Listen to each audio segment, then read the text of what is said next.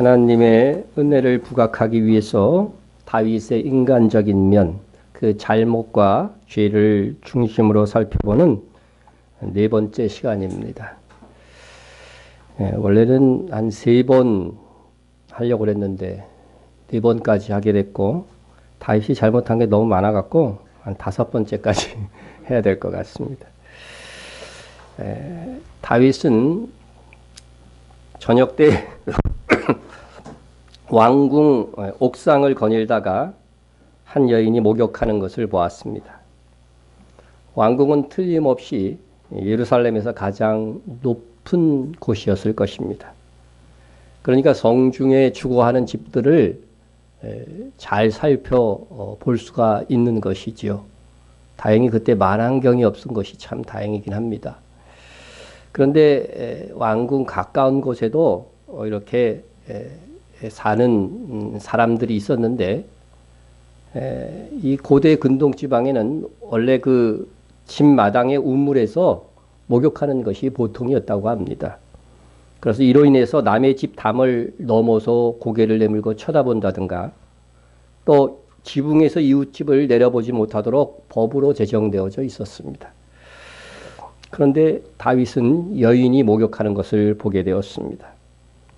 우연히 보았다면 눈을 돌리면 될 일이었습니다. 그런데 다윗은 자세히 보았습니다. 자세히 보니까 아름다워 보였던 거죠. 그래도 눈으로 보는 것으로 끝냈으면 참 좋았겠습니다. 다윗이 왕이 아니었다면 절대로 알아볼 수 있었지, 알아볼 수가 없는 거죠. 다윗이 그런 권세가 있었기 때문에 이 여인, 아름답게 보이는 이 여인을 이제 누구냐 알아보게 되는 거죠. 여자에 비해서 남자는 보는 것에 약하다고 합니다. 여자분들이 여자가 미니스커트 입는 것이 무슨 문제냐 할지 모르지만 그거는 여자들의 관점에서만 생각하고 있는 겁니다. 하물며 다윗은 아름다운 여인의 목욕 장면을 봤고 특별히 여자에 약하다는 거 우리가 이미 살펴봤죠. 그래서 여인의 아름다움으로 인해서 사람을 보내서 그녀가 누구인지 알아보게 되었는데, 만일 그 여인이 처녀였다고 한다면 아내로 맞이할 수 있습니다. 이미 처첩을 많이 거느렸기 때문에 한 번 물꼬가 터지니까 여럿을 뒀어요. 그런데 전령이 알려온 소식은 그는 엘리암의 딸이요 햇사람 우리아의 아내 밧세바가 아니니까. 밧세바입니다 하지 않고 밧세바가 아니니까. 그 앞에 무슨 조건이 붙었어요? 우리아의 아내 밧세바가 아니니까. 전령이 이렇게 말한 거는요, 함부로 건드리지 말라 하는 그런 그 충정을 담아서 이렇게 말한 겁니다. 그러나 다윗은 남편 있는 여인임에도 그를 데려와서 그만 동침하고 말았습니다. 다윗이 전령을 보내어 그 여자를 자기에게로 데려오게 하고 그 여자가 그 부종함을 깨끗하게 하였으므로 더불어 동침함에 그 여자가 자기 집으로 돌아가니라. 참 다윗이 여자를 데려왔는데 표현이 밧세바가 스스로 그 부정함을 깨끗하게 하였으므로 이런 표현이 있어요. 이것은요, 밧세바가 왜 그 자기 집 앞마당 우물에서 목욕을 했는지 그 이유를 밝혀주는 겁니다. 율법에서는요, 월경 중에 있는 여인은 부정하게 여겼기 때문에 월경이 끝날 때쯤, 이제 끝났다 싶을 때에는 목욕을 하여 그 부정함을 깨끗하게 하는 정결 의식을 행했습니다. 그런데 다윗이 바로 그 장면을 본 것이고, 다윗이 그녀를 데려왔을 때 이제 몸을 씻었으니까 부정하지 않은 상태이므로 지체 없이 동침할 수 있었던 것입니다. 성경은 월경 중에 있는 여인을 가까이 하지 않는 것, 그것을 우리 레위기에도 명하고 있고, 또 에스겔서 18장 6절에 보면 의인의 목록에 넣고 있을 정도입니다. 그래서 다윗은 월경 중에 있는 여인을 가까이 하지 않는 것을 알고 지키려 하였으나 남의 아내를 범하는 것 자체가 더 부정한 것임을 알지 못했던 것입니다. 알지 못했다기보다는 인식하지 못한 거죠. 어떤 분들은 다윗이 밧세바를 월경 후에 동침했는데 이것은 과학적으로 보면 임신 기간도 아닌데 어떻게 임신을 하였는가 의문을 품기도 합니다. 예. 여기서 동침하였다고 하는 단어는 미완료형입니다. 우리나라에는 그런 문법이 없지만 성경 원어는 헬라어나 히브리어나 다 있어요. 이 미완료형은 과거의 한 번의 행위가 아닌 거예요. 한 번의 행위는 부정과거로 표현합니다. 근데 일정 기간 동안 했던 행위에 대해서는 미완료형으로 표현하는 거예요. 그래서 이 다윗의 행위는 한 번 동침이 아닙니다. 일정 기간 동안 동침하고 집으로 돌려보낸 것입니다. 그래서 만약 한 번만 동침했다고 한다면 밧세바가 임신할 리가 없습니다. 그런데 상당 기간 동안 동침해서 보낸 거죠. 밧세바가 임신을 하자 다윗은 이를 감추고자 남편 우리아를 사지에 몰아넣고 퇴각하라고 하는 그런 음흉한 편지를 요압 장군에게 보냅니다. 결국 우리아는 영문도 모른 채 죽었습니다. 다윗은 도저히 하나님의 마음에 합한 사람이라고 할 수 없는 흉악한 행동을 했습니다. 여러분, 죄 중에서도요, 하나님이 성경을 보면 극한 죄로 여기는 것은 뭐냐면 다른 사람에게 피해를 주는 거예요. 다른 사람이 다른 사람에게 고통을 주고 다른 사람이 죄의 길로 접어들게 만드는 이런 죄가 가장 큰 죄로 여깁니다. 그런데 밧세바의 남편 우리아는요, 성경에 보면 다윗의 용사 30인이 나오는데 그 중에 한 사람입니다. 네? 그리고 그의 집에 가서 아내와 동침하라는 이 왕의 명령에도 불구하고 나의 전우들이 전쟁터에서 지금 싸우고 있는데 내가 한가롭게 아내와 동침할 수 있겠는가 하면서 정말 의리를 지키고 충정을 가진 그런 용사였습니다. 그런데 그를 죽인 것이 사실상 다윗이었습니다. 다윗은 간음죄에 더하여 살인죄를 지은 것입니다. 다윗이 이렇게 지독한 범죄를 저지르고 만 이 원인이 어디 있을까? 사무엘하 11장을 살펴보면 발견할 수가 있습니다. 첫째는 다윗이 밧세바를 범한 시기가 언제인가를 한번 살펴보겠습니다. 그 해가 돌아와 왕들이 출전할 때가 되매 다윗이 요압과 그에게 있는 그의 부하들과 온 이스라엘 군대를 보내니 그들이 암몬 자손을 멸하고 랍바를 에워쌌고 다윗은 예루살렘에 그대로 있더라. 여기서 그 해가 돌아와 왕들이 출전할 때가 되매 그랬습니다. 여러분, 그 해가 돌아왔다는 것은 뭐 1월달이 됐다는 거죠. 1월달이면 왕들이 출전할 때냐? 아니죠. 그런데 이제 그자가 붙었죠. 이거는 정관사예요. 그래서 일정한 어떤 한 해를 말하는데 이 해는 왕들이 출전할 때라는 거죠. 그래서 여러분, 이 근동지방에는요, 기후 관계로 겨울이 오면 고대에는 비가 오는 우기였기 때문에 전쟁을 하기가 거의 불가능했어요. 그런데 봄이 오면 다시 전쟁을 할 수 있는 겁니다. 그런데 사무엘하 10장을 보면 이전의 가을까지 이스라엘은 암몬과 아람 연합군과 전쟁 중에 있었습니다. 그런데 그중 아람 사람들은 패하여 도망하여서 이스라엘을 섬기게 됩니다. 그래서 암몬과 아람이 싸웠는데 아람은 패해서 이렇게 됐어요. 하다데셀에게 속한 왕들이 자기가 이스라엘 앞에서 패함을 보고 이스라엘과 화친하고 섬기니 그러므로 아람 사람들이 두려워하여 다시는 암몬 자손을 돕지 아니하니라. 이렇게 아람 사람들의 왕들은 다윗의 이제 조공을 바치고 섬기는 위치가 되었지만 암몬 자손은 그렇지 않았다는 거예요. 예? 보십시오. 암몬 자손은 아람 사람이 도망을 보고 그들도 아비새 앞에서 도망하여 성읍으로 들어간지라. 요압이 암몬 자손을 떠나 예루살렘으로 돌아가니라. 암몬 사람들은 도망해서 자기 성읍으로 갔지만 이스라엘한테 항복한 건 아니에요. 예? 하지만 요압은 암몬과의 전쟁을 멈추고서 예루살렘으로 돌아가 버립니다. 이유는 뭐 때문에? 우기가 되어서 그래요. 겨울이 왔어요. 우기가 되어서 전쟁할 수 없는 계절이 되었던 것입니다. 우리는 겨울에 눈이 오죠. 여기는 뭐가 와요? 비가 와요. 비가 와요. 예. 여기는 여름에는요, 비 한 방울도 안 옵니다. 예. 4월부터 9월까지, 10월 초까지는요, 비 한 방울이 안 나오는데요. 그래서 전쟁을 하는데, 비가 오면 이제, 고대에는 마차 이런 것들 있잖아요. 전차 이런 것들이 다 빠지잖아요. 빠져서 전쟁을 할 수가 없어요. 자, 그래서 요압은 할 수 없이 예루살렘으로 시기가 시기인 만큼 돌아간 거죠. 그러니 암몬과의 전쟁은 이제 우기가 되어서 잠시 멈춘 것인지 끝난 게 아니라는 거죠. 우리나라도 지금 휴전선이죠. 종전선언이 안 됐죠, 아직. 그죠? 전쟁을 몇 년째 쉬고 있는 거예요, 지금. 빨리 해야 될 텐데. 하면 큰일 나죠.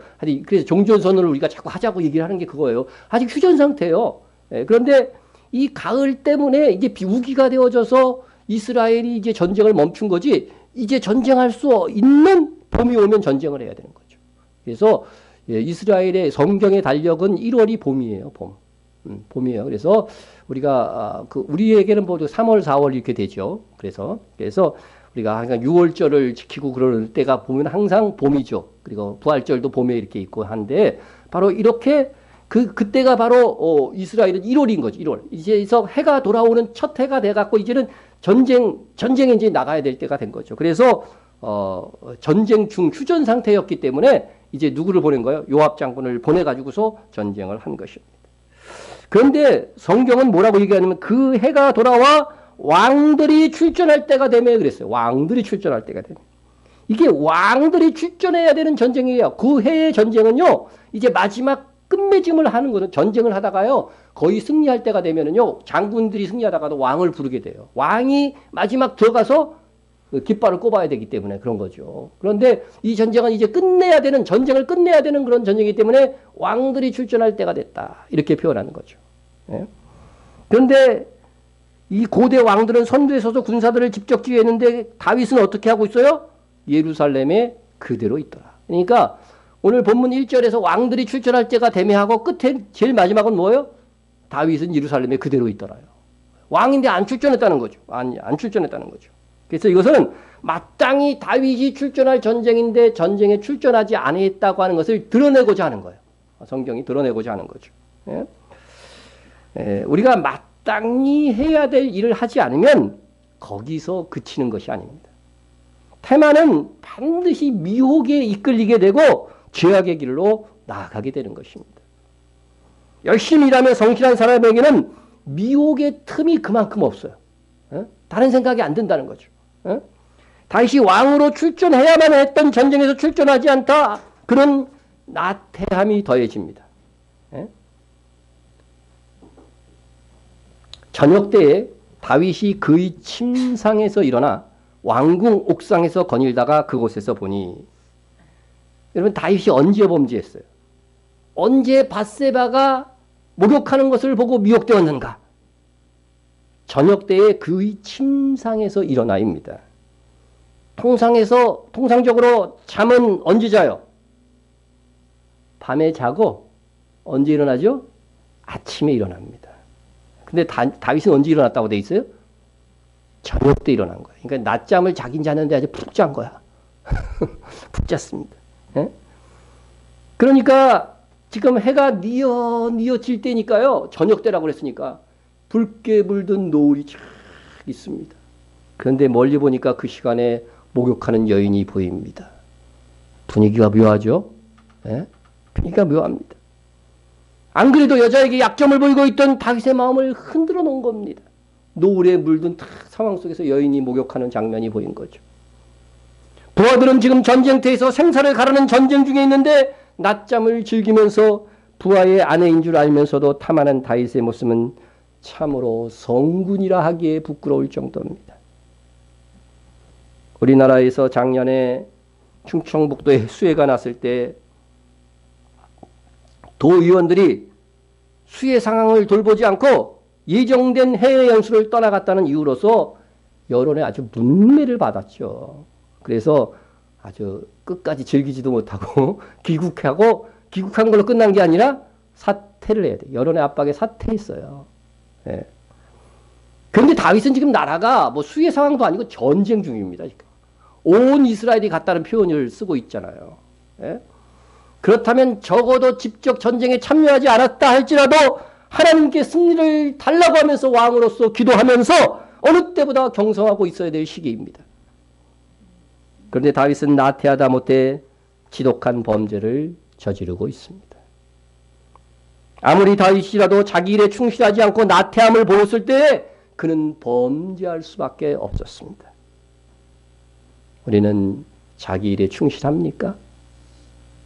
나태함이 없습니까? 우리는 다른 사람들의 일까지 돌아보는 열심을 가져야 되지만 먼저 어떻게 해야 돼요? 자기 일부터 성실해야 하는 거죠. 다윗이 거기서 넘어진 겁니다. 각각 자기 일을 돌아볼 뿐더러 또한 각각 다른 사람들의 일을 돌보아 나의 기쁨을 충만하게 하라.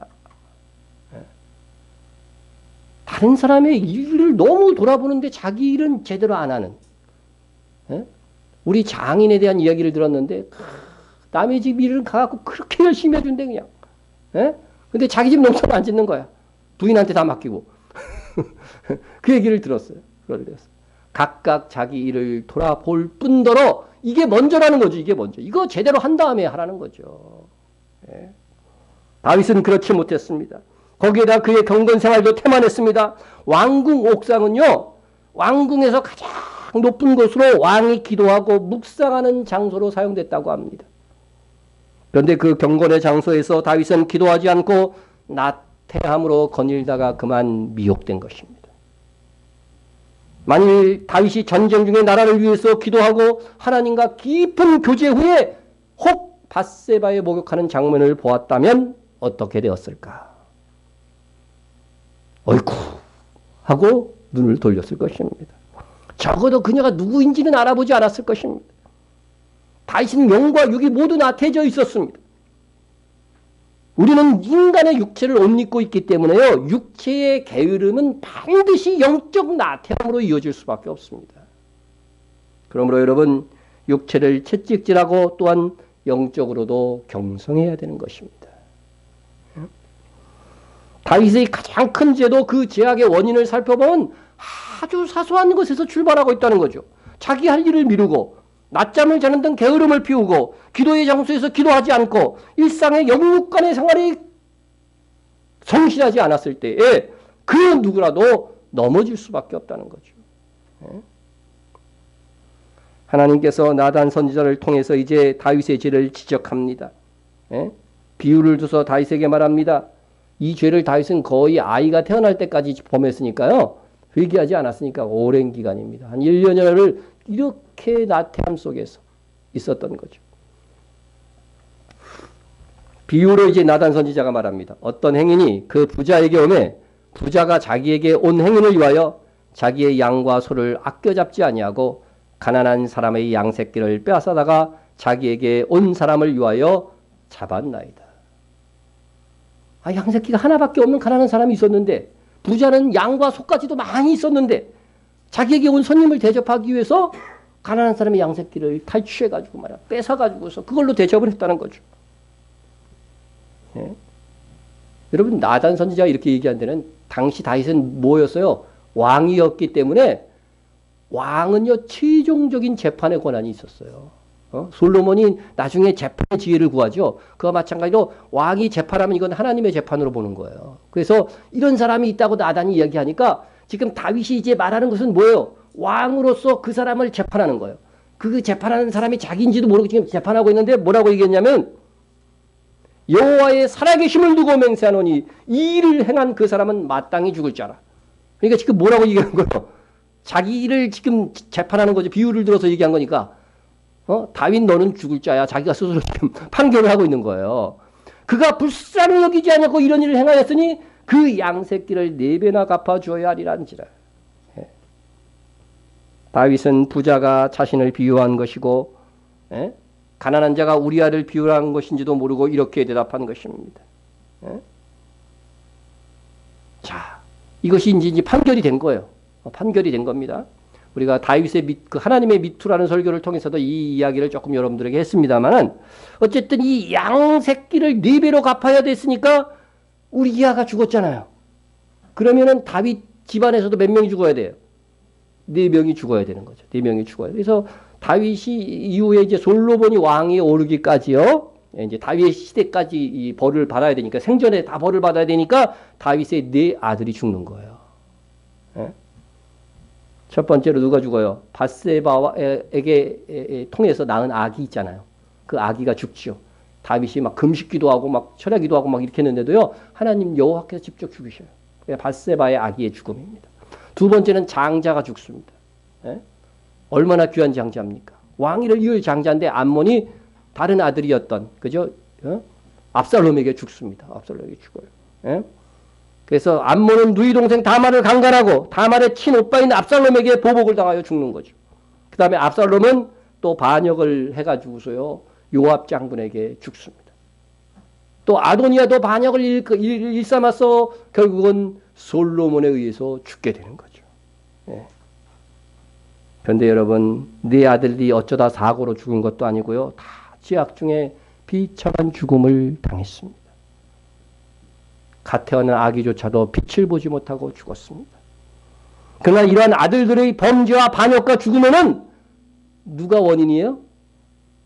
다윗의 범죄가 원인이었던 겁니다. 여러분, 죄가 얼마나 하나님께서 철저하게 보응하는지를 알아야 돼요. 하나님께서는 다윗의 죄에 대하여 다윗 스스로의 판결에 더하여 또한 징계를 하셨습니다. 예? 하나님께서는 다윗을 사랑하여 은혜를 더하여 주신 만큼 그의 죄악에도 더 엄히 벌하심을 볼 수 있습니다. 이제 내가 나를 업신여기고 햇사람 우리아의 아내를 빼앗아 내 아내로 삼았은즉 칼이 내 집에서 영원토록 떠나지 아니하리라 하셨고 여호와께서 또 이와 같이 이르시기를 보라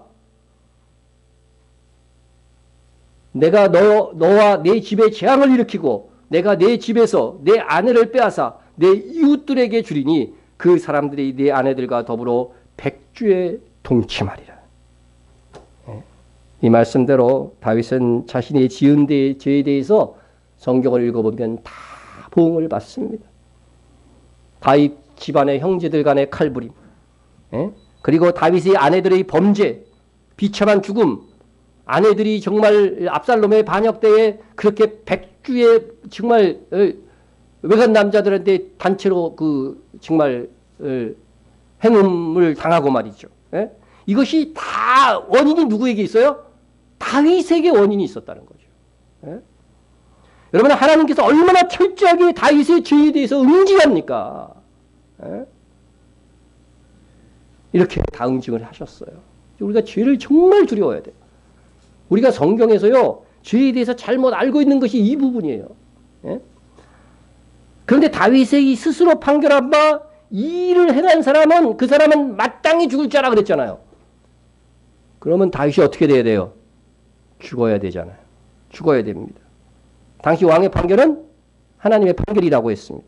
그러면 다윗은 스스로에 대하여 죽을 자라고 했기 때문에 그럼 죽어야 됩니다. 그런데 그가 죽지 않은 것은 다윗의 회개와 하나님의 사심이 있었기 때문입니다. 다윗이 나단에게 이르되 내가 여호와께 죄를 범하였노라 하며 뭐 했어요? 회개한 거죠. 나단이 다윗에게 말하되 여호와께서 당신의 죄를 사하셨으니 당신이 죽지 아니하려니와. 여러분, 나단 선지자는 하나님께서 다윗이 회개하자 다윗의 죄를 사하였으므로 네가 스스로 판결한 그는 마땅히 죽을 자라 죽지 않게 될 것이라고 하는 겁니다. 그것만은 사해 주겠다고 하는 겁니다. 여러분, 죄 용서의 의미가 기독교에서 죄 용서의 의미가 여기서 다 나오는 거예요. 그래서 이것이 우리를 하나님께서 믿는 우리를 하나님께서 다루시는 방법입니다. 우리는 우리의 범죄로 인하여 죽지 않습니다. 그것은 구원이 취소되지 않는다는 것이죠. 지옥에 가지 않는다는 것이죠. 그러나 철저하게 죄에 대해서는 보응을 받는다는 것입니다. 여호와 우리 하나님이여 주께서는 그들에게 응답하셨고 그들의 행한 대로 갚기는 하셨으나 그들을 용서하신 하나님이시니이다. 우리의 행위대로 갚으시는 하나님이십니다. 그런데 용서하시는 하나님이시기 때문에 어떻게 해요? 우리를 용서하신다. 그 용서하심의 의미는 우리의 죄로 인하여서 우리가 정죄의 판결을 받지 않고 지옥에 가지 않는다는 것입니다. 그러나 우리의 행한 대로 갚음을 당할 것이라고 하는 것을 분명히 성경을 통해서 우리에게 말씀하시는 것입니다. 그래서 신약 성경에서도 보면 그러므로 이제 그리스도 예수 안에 있는 자에게는 우리죠. 우리가 예수 그리스도를 믿기 때문에 우리는 예수 안에 있는 자입니다. 그리스도 예수 안에 있는 자에게는 뭐가 없어요? 결코 정죄함이 없다는 거죠. 하늘 법정에서 우리의 죄는 인정되지 않아요. 여러분 앞으로 남은 인생 다 죄를 엄청나게 또 질 거죠. 그렇지만 우리는 어떻게 돼요? 정죄되지 않는다는 거죠. 예? 이것이 바로 예수님의 대속의 공로로 인해서 우리에게 임한 은혜인 것입니다. 예? 그래서 우리가 많은 죄를 짓지만 예수님의 공로에 의해서 하늘 재판에서 사죄함을 받아서 죄인으로 인정되지 않고 의인들만 갈 수 있는 천국에 가는 것입니다. 그러나 그럼 제 마음대로 져도 될까요? 예? 그 다음 얘기들을 너무 안 해요. 이 교회에서 이렇게 보면은요. 그러나 지은 죄에 대해서는 어떻게 돼요? 다윗의 경우처럼 철저하게 하나님이 보호하신다는 거예요. 예? 여러분 다윗의 일생을 성경에서 읽으면 그것을 명확하게 알 수가 있습니다. 예? 창세기에서 아브라함과 이삭과 야곱의 일생도 한번 보십시오. 그들이 하나님께서 택한 족장들이었지만은 그들이 언약대로 행하지 않을 때에 그들이 가정의 파괴와 분란은 이루 말할 수가 없었습니다. 아브라함과 이삭이 하나님의 약속을 믿고 순종하기만 했다면 지금 이스라엘과 아랍과의 분쟁도 없는 겁니다. 아브라함이 약속을 믿지 못하고 사라의 몸종 하갈을 통해서 누구를 낳았어요? 이스마엘을 낳습니다. 그가 아브라함을 떠나 성을 쌓은 곳이 뭐라고 그래요? 어디라고 그래요? 배웠죠? 메카라고 하는 곳이라고 하잖아요. 예. 뭐 이슬람에서 꾸며낸 얘기인지 모르지만 거기서 뭐가 출발하는 거예요? 이슬람이 출발한 거예요. 이슬람이 출발한 겁니다. 예? 이슬람교가 생겨난 게 아브라함에게 책임이 있다니까요. 예? 이스마엘과 에서의 후손이 후에 섞여서 아랍이 되죠. 아랍의 뜻이 뭐라고 그랬어요? 히브리에서 아랍이라고 되어 있는데 이 아랍은 섞였다고 하는 뜻이 섞였다는 뜻이. 아브라함이 하나님의 약속을 믿고 이삭만 낳았더라고 하면은 그리고 이삭이 하나님의 말씀대로 야곱에게 축복 기도를 하고자 했다면 야곱이 하나님께만 맡기고 아버지를 속이지 않았다면 이 세상 역사는 이렇게 어둡지만은 않았을 것입니다. 아브라함도 이삭도 야곱도 하나님의 언약에 충실하지 못한 결과 때문에 한결같이 가정의 분열과 다툼과 헤어짐까지 경험해야만 했습니다. 그래서 그들은 당대에 하나님의 보응을 받고 수천 년의 역사가 이어진 지금까지도 그 후유증을 자손 대대로 받고 있는 겁니다. 우리가 믿음을 가졌지만 죄악이 나뿐 아니라 가정과 자녀까지도 얼마나 해악함을 끼치는 것임을 명심해야 됩니다. 아름다운 유산을 물려줘야죠.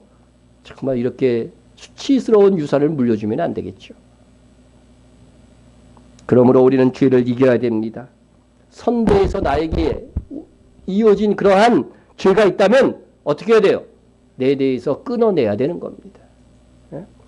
거룩한 삶이 나를 빛나게 하고 가장 귀한 유산을 자녀들에게 물려주는 것입니다. 우리는 다윗에게 있어서요 본받을 점도 많이 있지만은 절대로 본받지 말고 반면교사로 삼아야 될 일들이 또한 많이 있다고 하는 것입니다. 성경을 보면서 우리는 아브라함과 이삭과 야곱도 다윗도 미화시키면 안 됩니다. 그러면 하나님의 말씀을 어떻게 하는 거예요? 왜곡시키는 결과를 가져오는 거예요. 예? 다윗을 정말 훌륭한 믿음인이라 생각해갖고 다윗을 본받아야 된다. 이렇게 일방적으로 가면 오늘 본문을 읽은 대로 어떻게 해야 돼요? 범죄해야 되는 거죠. 예? 성경은 이들이 당하는 고난이 죄 없이 믿음 때문에 당하는 고난도 있었다는 거예요. 하지만 죄 때문에 당하지 않아도 될 고난을 당한 경우도 얼마든지 있다고 하는 것을 보여주는 거예요. 예? 죄 없이 당하는 고난은 믿음으로 반응하기만 하면 하늘의 상을 쌓는 것입니다. 그러나 죄 때문에 받는 보응은 상이 아닙니다. 그러나 믿음의 위인들은 항상 뭐였어요? 회개했고 하나님이 내리시는 징계와 보응을 달게 받았다고 하는 사실입니다. 하나님께서 너 이렇게 죄졌으니까 이렇게 내가 징계할 거야 했을 때 이 믿음의 위원들은 달랐던 점이 뭐냐면요. 그거 면해 주십시오 막 이런 식으로 하지 않았다는 거죠. 그냥 달게 받았다는 거죠. 그래서 성경에서 말하는 회개는 그런 겁니다. 하나님이 징계하실 때 그 징계를 달게 받는 겁니다. 그걸 거부하는 거는요, 회개한 게 아닙니다. 부모가 야단치는데 저항하고 힘으로 부모의 손을 잡는 자식은 못된 것입니다. 하나님께서 징계하셨는데 그것에서 벗어나려고 몸부림치는 것도 잘못인 것입니다. 이번 달에 대법원에서 어머니를 살해한 우모 씨에게 징역 20년이 선고됐어요. 우 씨는 작년 12월에 경북 청도 자신의 집에서 술에 취한 상태로 텔레비전을 이렇게 다 시청하고 있었대요. 그런데 직장은 꾸준히 다니지 않고 잦은 음주를 하는 아들에게 어머니가 야, 가만히 있지 말고 좀 뭐라도 해라, 이렇게 꾸중을 하였답니다. 그러자 우 씨는 어머니와 다투다가 어머니를 그만 흉기로 찌르고 피를 흘리고 있는 어머니를 방치하고 도주했습니다. 그런데 어머니가 죽어가면서 아들을 걱정하면서 하는 말, 옷을 갈아입고 도망쳐라. 예? 피 묻으면 안 돼. 나중에 걸리니까 옷 갈아입고 도망치라고 하였다는 것입니다. 옷 갈아입고 도망치라고 하는 정말 마음을 먹먹하게 하는 어머니의 마지막 말이었습니다. 법원은 우 씨는 직계 존속인 어머니가 단지 꾸지람을 했다는 이유로 참혹하게 병행했다. 의식을 잃어가는 어머니를 위한 구호조치는커녕 범죄가 발각될 것을 염려해 현장에 방치하고 도주했다고 하면서 징역 20년을 선고했습니다. 어머니의 꾸지람조차 들을 수 없는 아들은 세상 법정에서도 긍휼을 입을 수가 없습니다. 하나님의 꾸지람을, 하나님의 징계를 달게 받는 아들, 딸이 되시기 바랍니다. 예. 내게 일어난 이 일이 하나님의 징계라고 여겨진다고 한다면 달게 받으셔야 됩니다. 그러면 그나마 하나님께서 긍휼을 베풀어 주십니다. 하나님은 각 사람이 행한 대로 갚으신다고 하였으나 긍휼의 하나님이시며 행한 대로 다 갚지는 않는다는 이런 표현도 있습니다. 성경에는. 예? 여러분, 지은 지에 대하여 하나님께 겸손히 징계를 받는 것이 지혜입니다. 그리고 나서 지금부터는, 이제부터는 죄를 이겨야 합니다. 어떻게든 죄와 치열하게 싸워 죄를 죽이는 삶을 살아야 됩니다. 바울이 이렇게 말했습니다. 형제들아, 내가 그리스도 예수 우리 주 안에서 가진 바 너희에 대한 나의 자랑을 두고 단언하노니 나는 날마다 죽노라. 예. 다윗이 자랑을 했어요. 무슨 자랑했냐면 나 날마다 죽어. 날마다 어떻게 죽지? 또 그러는 사람이 있어요. 죽었는데 뭐에 대해서 날마다 죽었다는 거죠? 여기 본문을 읽어보면 죄에 대하여 날마다 죽노라. 다윗도요, 죄에 대한 욕구가 계속 있다는 거예요. 그런데 날마다 죽었다는 거죠. 우리가 죄와 이 싸움에서 이겨 죄를 죽여야 됩니다. 우리가 죽을 때까지 이 싸움이 있을 것입니다. 그러나 넘어졌다고 한다면 죄를 회개해야 되고 또 그에 대한 보응도 각오해야 하는 것입니다. 그러므로 죄 짓는 것을 두려워해야 됩니다. 그것이 다윗이 가장 큰 죄, 밧세바를 범하고 그리고 우리아를 죽게 한 기약을 통해서 우리가 받을 수 있는 교훈이어야 합니다. 다음은 다윗이 블레셋 군대가 이스라엘을 쳐들어왔을 때 범한 잘못에 대한 것입니다. 30 우두머리 중 3사람이 바위로 내려가서 아둘람 굴 다윗에게 이를 때에 블레셋 군대가 르바임 골짜기에 진쳤더라. 블레셋의 군대가 쳐들어왔을 때 다윗은 산성에 있었고 블레셋의 진영은 어디요? 르바임 골짜기에 진을 치고 있었습니다. 르바임 골짜기는 예루살렘 남쪽에서 베들레헴 방향으로 있는 넓고 기름진 고지 평원입니다. 보시면 지도상으로 보면은 베들레헴과 아둘람 있는데 베들레헴 아둘람 쪽에 지금 다윗이 있고 르바임 골짜기에 누가 있어요? 블레셋 군대들이 있다고 했죠. 르바임 골짜기는 이렇게 됩니다. 그러니까 이 아둘람 쪽에서 베들레헴 쪽으로 가려면 어떻게 해야 돼요? 적진을 돌파하고 가야 되는 거죠. 적진을 돌파하고 가야 되는 겁니다. 그런데 다윗이 전투를 앞두고서 여기가 이제 현재 그 르바임 골짜기, 현대의 르바임 골짜기니까 그렇게 큰 나무도 없고 그래서요 숨을 수가 없는데요. 그죠? 숨을 수가 없는 것입니다. 자, 요것은 이제 좀 이따 얘기하는 다윗이 이때 무슨 말을 하냐면은요. 다윗이 갈망하여 이르되 베들레헴 성문곁 우물물을 누가 내게 마시게 할꼬 그렇게 말합니다. 예? 베들레헴 성문곁 우물물을 누가 내게 마시게 할꼬. 아니 그 물을 마시려면 어떻게 해야 돼요? 적진을 뚫고 가서 물을 떠와야 되는 거죠. 떠와야 되는 거죠. 여기서 다윗이 갈망했다고 하는데 이 갈망하다는 단어는 열렬히 추구하다, 애태우다는 단어입니다. 그러니까 이 성서 고고학자 리터에 의하면은 당시 다윗이 친치고 있던 아둘람 근처에는 물이 그렇게 좋지 않았대요. 그런데 그 물을 마시니까 좋지 않으니까 베들레헴 성문 곁에 있는 그 깊은 그 우물에서 나오는 맑은 그 냉수를 마시고 싶었던 거죠. 예? 다윗이 어디 출신이에요? 다윗이 어디 출신인지도 몰라요? 예수님이 다윗의 후손으로 오셨잖아요. 그럼 어디 출신이에요? 예수님이 어디서 나셨어요? 예. 대답 안 하기로 결심들 하셨어요? 예. 베들레헴에서 나셨잖아, 베들레헴에. 그러니까 다윗의 후손으로 오셨으니까 당연히 다윗도 베들레헴 출신이죠. 예? 베들레헴 들정에서 양떼를 치면서 그렇게 성장했던 다윗인데 그래서 베들레헴 성문 곁에 우물물은 다윗이요. 그걸 마시면서 살아왔어요. 그러니까 그 물맛을 아는 거죠. 그 고향의 그 물맛. 그거 보고 맛보고 싶다고 막 이렇게 지금 애타우면서 얘기를 한 거예요. 얘기를 한 겁니다. 응? 그러니까 충성스러운 부하들이 어떻게 돼요? 우리가 가가지고서 적진을 돌파하고 가서 그 물 떠오겠습니다. 이렇게 이야기를 한 거죠. 근데 안타깝게도 지금 베들레헴 그 앞에는 블레셋 군대가 진치고 있었는데 부하들이 이렇게 얘기했다고 한다면 저는 그렇게 얘기했을 것 같아요. 아니다. 내가 원하는 우물을 마시고자 너희가 죽을지도 모르는 저 사지로 가게 만들겠느냐. 우리가 전쟁에서 블레셋을 다 물리치고 그때에 그 냉수를 마시자. 뭐 이런 식으로 얘기했을 것 같아요. 여러분도 그랬을 것 같지 않습니까? 예? 근데 다윗은요. 그럼 이 사람들이 그냥 지금 적진을 돌파하고서 가겠다는데 그냥 아무 말도 안 하고 다녀오도록 허락한 거죠. 예? 그러나 다행히도 부하들은 베들레헴 성문 곁에 있는 우물물을 가져오는데 성공했습니다. 다윗이 그 부하들이 정말 죽을 수도 있는 그 일을 그 상황들을 돌파하고서 우물물을 가져오고 난 다음에야 이거 잘못하면 애들 죽을 뻔했네. 나한테 물 한 잔 마시게 하려고 시원한 물 한 잔 마시게 하려고 그때서야 자기 잘못을 깨달은 거예요. 예? 그래서 물을 떠오니까 뭐라 그러냐면요. 예? 여기서 떠온 물이에요. 현재 이 물입니다. 다윗이 마시기를 기뻐하지 아니하고 그 물을 여호와께 부어드리고 예? 제사들 등의 전제라고 해서 이렇게 포도주를 이렇게 부어드리는 것이 있어요. 그러니까 이것은 이 사람들의 피값이다 하고서 이제 부어준 하나님께 부은 거죠. 예?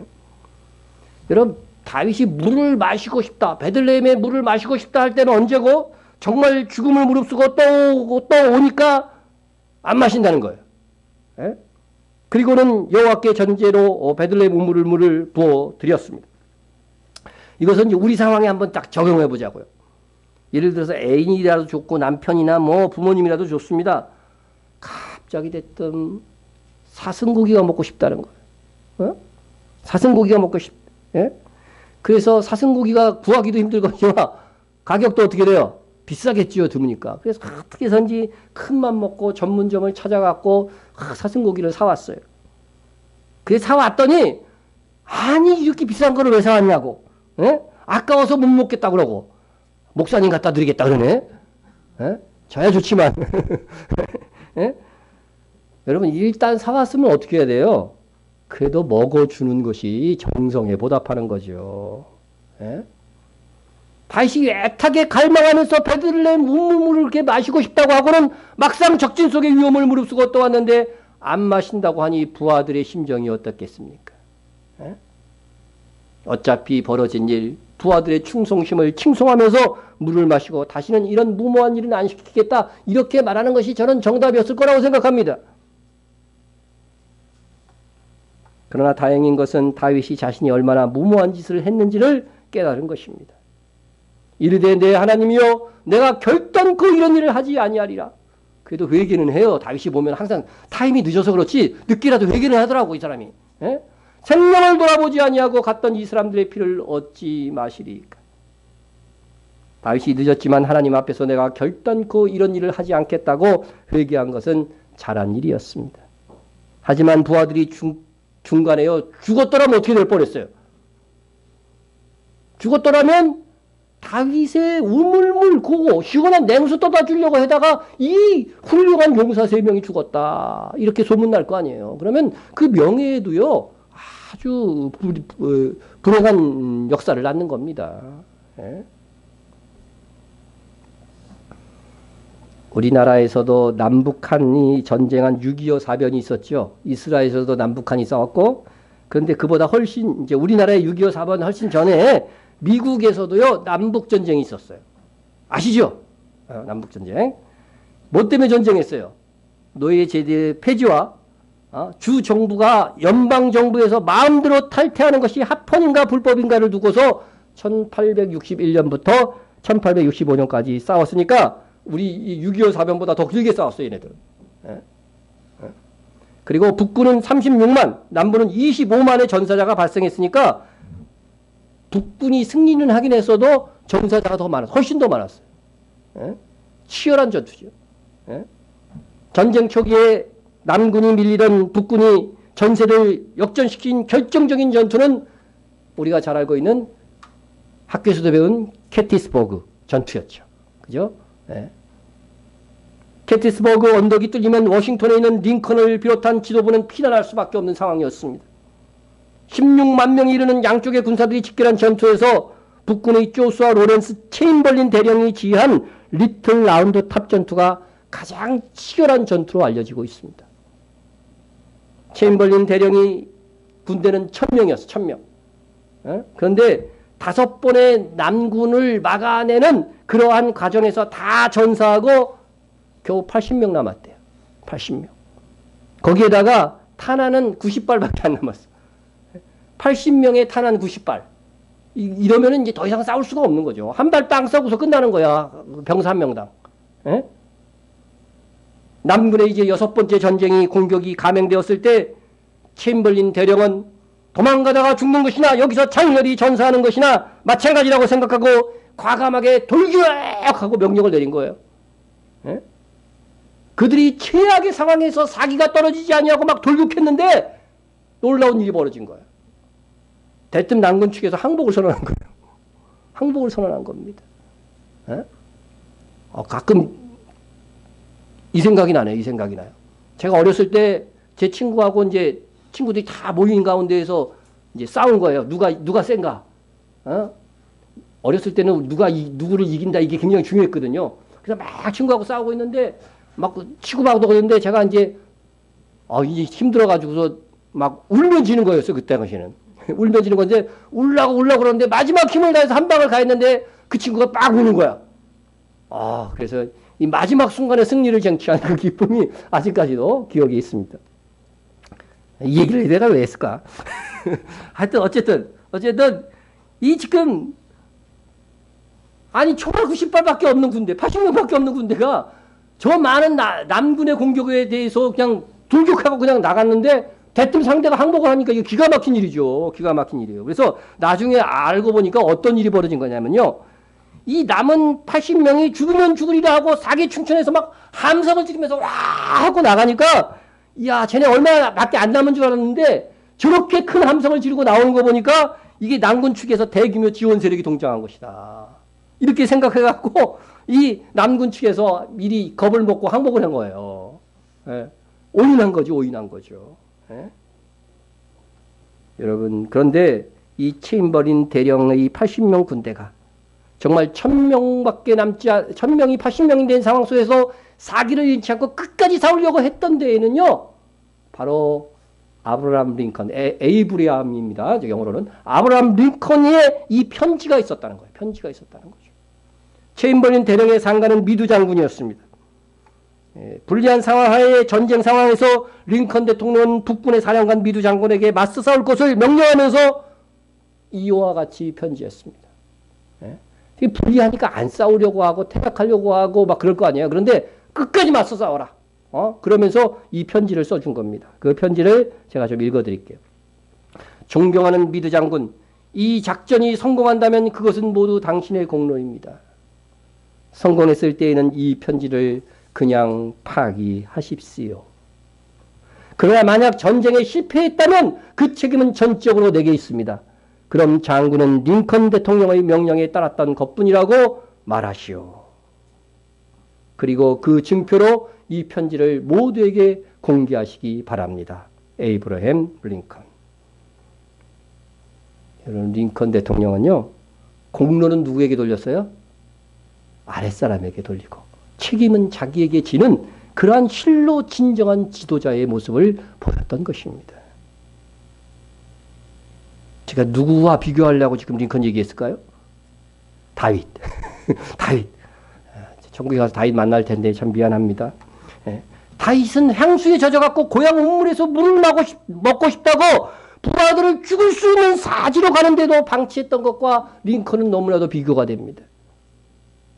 여러분, 공로는 그에게 돌리고 나는 책임을 지려고 해야 됩니다. 그것이 십자가의 정신입니다. 영광은 하나님께 돌리고 나는 희생하는 것입니다. 우리가 오늘 부른 찬송 중에 존귀 영광 모든 권세 주님 홀로 받으소서, 멸시천대의 십자가는 내가 지고 가오리라. 이름 없이 빛도 없이 감사하며 섬기리라. 너무 이 찬송 부르면서 이름 내고 빛을 내려고 하지 마십시다. 예? 정말 이 찬송을 부르고 그렇게 살고자 하셨습니까? 나를 알아주지 않으면 서운하고 삐지는 마음은 없었습니까? 내 이름이, 내 수고가 감춰지는 것을 마음속 가득한 기쁨으로 여겨야 은밀한 데서 보시는 하나님께서 갚아주시는 것입니다. 내가 칭송받으려고 하면은요, 하나님께서 갚아줄 것이 없다는 거예요. 반대로 내가 누구에게 막 앙심을 품고 원수 갚으려고 하면 어떻게 돼요? 하나님이 심판자인데 하나님이 갚지 않아요. 내가 그것을 포기할 때 하나님께서부터 그 갚음이 시작되는 거죠. 하나님이 시작하시면 무서운 겁니다. 다윗은 이름 없이 빛도 없이 섬기는 선기자가 아니었습니다. 다윗은 비록 나중에는 자기의 잘못을 깨닫지만 그것은 이미 다윗이 마시고 싶어하는 물 한 그릇을 위하여 부하들이 죽을 수도 있었던 사지에 다녀온 다음이었습니다. 그들이 죽지 않아서 다행이지 죽었더라고 하면 다윗의 이름에 먹칠을 하는 치명적인 가오로 기록될 일이었습니다. 남북전쟁 이야기 하나를 더 하겠습니다. 캐티스버그 전투에서 링컨의 편지에 힘입어서 미드 장군과 그 하에 있는 지도자들 그리고 그 군대들이 승리를 거두었습니다. 승리한 링컨은 미드 장군에게 틈을 주지 말고 난군을 추격하여 적장인 리 장군을 생포하라는 명령을 내렸습니다. 하지만 미드 장군은 링컨의 명령과는 정반대로 행동을 취했습니다. 작전 회의를 소집하고 각종 핑계를 대면서 지연을 시켜가지고서 결국 난군의 리 장군은 무사히 퇴각하게 됩니다. 이 소식을 들은 링컨은 크게 분노해서 미드 장군에게 이런 편지를 쓰게 됩니다. 친애하는 장군께 나는 리 장군의 탈출이 가져온 불행한 사태의 중요성을 기하에게 바르게 인식하고 있다고 생각하지 않습니다. 리 장군은 우군의 수중에 들어와 있었으면 그를 추격만 했더라면 우리의 최근 승전과 관련시켜 볼 때 전쟁은 종결될 것이 틀림없습니다. 내 명령대로 리 장군을 생포만 했다라면 전쟁이 끝났다는 거예요, 이미. 그럼에도 그 좋은 기회를 놓친 현재에는 전쟁 종결의 전망은 전혀 보이지 않게 되었습니다. 앞으로는 귀화의 한략을 기대한다는 것은 무리한 것으로 여겨지며 나 또한 그것을 기대하지 않습니다. 어휴, 그냥 칼같이 썼죠, 그죠? 귀화는 천재이루의 좋은 기회를 놓치고 만 것입니다. 그 때문에 나는 더 할 수 없는 실망을 느끼고 있습니다. 미드 장군이 링컨 대통령의 편지를 받고 어땠을까요?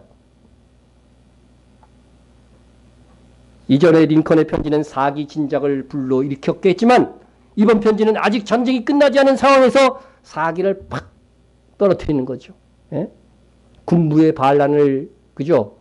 반발을 불러왔을 것이고 이로 인해 북군 내부 분열을 낳아서 남북 전쟁에서도 승리를 장담할 수 없게 되었을 것입니다. 그러나 다행히도 미드 장군에게 보낸 이 링컨의 두 번째 편지는 전달되지가 않았습니다. 미드 장군이 받아볼 수가 없었습니다. 왜일까요? 왜 못 받았을까요? 링컨이 이 편지를 써놓기만 했지 보내지 않았기 때문입니다. 이 편지는 링컨이 죽은 뒤에 그의 서류함 속에서 발견이 되었습니다. 링컨이 비록 분노에 휩싸여 가지고서 편지를 쓰긴 했지만 자기 감정을 조절해서 편지를 보내지 않았던 것입니다. 이처럼 지도자도 사람이기 때문에 감출 수 없는 명예욕과 분노가 있을 수 있지만 그것을 적절히 조절할 줄 알아야 된다고 하는 것을 우리가 링컨을 통해서 본받게 됩니다. 링컨의 전달된 편지와 숨겨진 편지를 보면서 어떤 지도자가 되고 어떤 사람이 되어야 할까를 우리가 배울 수 있는 거죠. 이것은 지도자뿐만 아니라 우리 모두에게 필요한 자기 절제라 여겨집니다. 그런데 다윗은 어떠했습니까? 고향의 맑은 물 마시고 싶은 인간적인 욕망, 자기 감정, 그것을 감추지 못하고 드러냈을 뿐 아니라 그로 인해 부하들이 적진으로 가기까지 말리지 않았다는 겁니다. 다윗은 왕이 되기 전에 분노 조절이 되지 않아서 나발과 그에 속한 남자를 다 죽이려고 했던 것에서 이제는 왕이 된 다음에도 여전히 자기 감정을 컨트롤하지 못하고 있는 것입니다. 우리는 어떻습니까? 나는 내 감정에 충실한 거야. 어? 나는 감정에 충실한데 그것 때문에 옆 사람은 어떻게 돼요? 죽어나가는 경우들이 많이 있다니까요. 에? 가끔요 여자들이 임신해가지고서 말하면 남편이 안 들어줄 수가 없잖아요. 근데 한밤중에 뭐 이상한 거 먹고 싶다고 막 그냥 에? 그럼 그거 진짜 환장하는 거예요. 그래서 잠도 안 자라고 갖고 오면은요 먹다 헐떡질 난다는 것도 그렇고 에? 여러분 자기 감실에 충실한 것보다도요 그것을 어느 정도 절제할 수 있는 모습을 태중에 있는 아기한테 물려주는 게 낫지. 예? 원하는 대로 다 그것을 들어줘야 된다고 그렇게 생각하는 거는 저는 제가 남자라서 그런가요? 이해할 수가 없어. 임신했을 때 잘해줘야 돼요. 저희 남자들 다 해줍시다. 애기 더 날 사람이 별로 없는 것 같은데. 잘해줍시다. 하지만 여자들도요 너무 황당한 걸 요구하지 마세요. 예? 절제해야 됩니다. 인간적인 감정을 조절하지 못하면요 하나님의 역사를 그르칠 수가 있는 거예요. 우리의 상급은 썩지 아니할 면류관입니다. 우리에게 일어난 욕구나 감정들을 행해서는 안 되는 것이죠. 이기기를 다투는 자마다 모든 일에 절제하나니 그들은 썩을 승리자의 관을 얻고자 하되 우리는 썩지 아니할 것을 얻고자 하노라. 그러면 썩을 면류관은 뭐예요? 그 당시 마라톤 하면은 우승자에게 딱 안겨주는 거예요. 그죠? 머리 씌워주는 거죠. 그러나 이거 썩어버리는 면류관이라는 거죠. 이 세상에서 누리는 영화와 그런 것들은요, 다 지나가면 아무것도 아니라는 거예요. 그러나 우리의 수고와 우리의 헌신은 뭐예요? 썩지 아니할 것, 영원히 우리에게 유익을 주는 거죠. 영원히 우리에게 상급을 주시는 것이죠. 그렇다고 한다면 이것을 얻기 위해서 우리가 어떻게 돼요? 절제해야 된다는 거죠. 절제가 없이는 이길 수가 없다는 것이죠. 여러분 우리가 계시록을 많이 공부했지만 계시록에서 성도의 최고의 영광은 어떤 자들이 갖는 거예요? 이기는 자들이잖아요. 이기는 자들. 이게 얼마나 여러 번 나옵니까? 이기는 자들에게는 승리자. 예?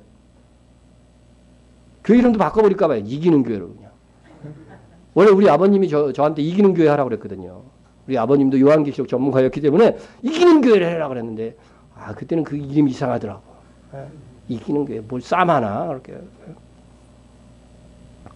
여러분 이기는 자는 절제하는 삶을 살아야 된다는 거죠. 감정도 절제하고 분노도 절제하고 시간도 절제하고 물질도 절제하고 식탐도 절제하고 각종 정욕도 절제해서 우리 썩지 아니할 면류관을 받읍시다.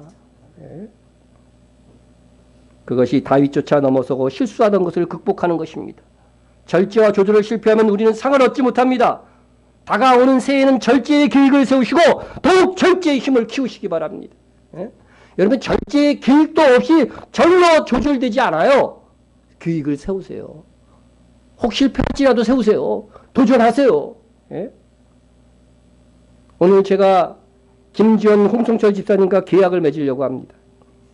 내년 5월 31일까지 김지원 집사는 몸무게를 10kg 줄여서 85kg, 홍성철 집사는 8kg 줄여서 90kg를 만들면 제가 포상금으로 30만 원을 주는 계약입니다. 단 도달하지 못하면 벌금으로 10만 원을 저한테 주는 겁니다. 예. 누가 이길까요? 예. 여러분, 몸이 건강해야 주위의 일도 힘있게 할 수 있습니다. 그냥 남한테 보이려고 다이어트 하지 마시고요. 예? 체력을 기르자. 체력. 다이어트가 아니라 우리는 체력을 길러서 주위의 일을 잘하기 위해서. 예? 체력이 있어야 기도도 더 하고요. 체력이 있어야 봉사도 더 할 수 있는 거잖아요. 예? 상금과 벌금이 있는 이 계약은요, 매우 성경적입니다. 여러분, 집안에서도 막 그런 거 하세요. 예? 예? 하늘의 상은 쟁취하지 못하는 것으로 끝나는 것이 아니고, 예? 하늘의 상, 약속된 상을 쟁취하지 못한 것에 대한 보응이 있는 거예요. 예? 벌이 있다는 것입니다. 여러분, 성경에서 보면 예수님의 말씀에서 하늘에서 뭐가 큼이라? 상이 큼이라 이렇게 말씀하죠. 이게 상이 작은 사람이 있고 큰 자가 있다는 거죠. 절제와 인내. 하늘의 상은 항상 그 앞에 강조되는 게 절제와 인내로 결실하는 자라는 거죠. 예? 절제하고 싶은데 잘 안 되면 노력하면서 부단히 도전하면서 하나님께 절제의 힘을 달라고 기도하세요. 그러면 내 안에 계신 성령님께서 도와주실 것입니다. 우리 통성으로 한번 기도합니다. 마땅히 해야 할 일에 대해서 성실하며 영적 경건 생활에도 충실할 수 있도록 해서 기도하시고요. 절제의 계획을 세우고 죄된 욕구나 감정을 조절하여 이기는 삶을 살게 하옵소서 기도해 주세요. 한 해의 마무리와 새해의 결심을 위해서 또 이스라엘의 회복과 선교사들을 위해서 기도해 주시고 나라와 한국교회를 위해서 북한 및 밖에 받는 세계 성도를 위해서 그리고 교회의 부흥과 목회자와 성도 간의 중보를 위해서 기도하시기 바랍니다. 통성으로 기도합니다. 사랑의 하나님 아버지 감사합니다. 오늘 우리와 함께 하시는 하나님을 찬양합니다. 아버지 내게 주어진 하나님께서 내게 주신 직분에 따라서 마땅히 해야 될 일들에 성실하게 하여 주시고 개인적인 영적 경건생활도 충실하게 감당하게 하옵소서. 절제의 계획을 세우게 하시고 제된 욕구나 감정을 절제하며 이기는 삶을 살게 하여 주시옵소서. 아버지 올 한 해가 마무리되어져 갑니다. 마지막 한 주간 동안 한 해를 잘 마무리하고 새해의 결심을 견고하게 세워갈 수 있게 하여 주옵소서.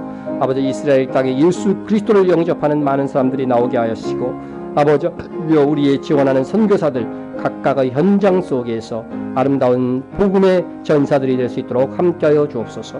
이 나라의 민족을 기억하여 주시고 대통령이야 우리 모든 국민들에게 아버지 하나님의 정말 아버지의 악한 이슬람의 영들에게 현혹되지 아니하게 도와주시고 공성에게 물들지 않을 수 있는 민족 되어지게 하여 주시고 한국교회가 경성하며 깨어있는 한국교회 되어지기를 도와주시옵소서. 북한민 박해받는 세계 성도들을 위해서 기도합니다. 얼마나 힘들고 얼마나 고통스러울까요? 주여 저들과 함께해 주시고 하늘에 빛나는 멸류관을 바라보면서 박해를 이기며 승리하게 하여 주옵소서. 우리 교회를 사랑하여 주시고 말씀과 성령으로 부흥하는 교회가 되게 하여 주시고 깨어있는 교회가 되어지게 도와주시고 아버지 깨어있는 목회자 되어줄 수 있도록 함께하여 주시옵소서. 아버지 우리의 연약한 성도들 오늘 불출석한 성도들을 불쌍히 여겨주시고 긍휼히 여겨 주시옵소서. 예수님의 이름으로 기도합니다. 아멘. 거룩하신 하나님, 우리는 하나님의 거룩하심에 비하여 너무나도 죄 많은 인생입니다. 우리의 죄악이 우리의 인생에 해악한 결과를 낳는 것을 알게 하시니 감사합니다.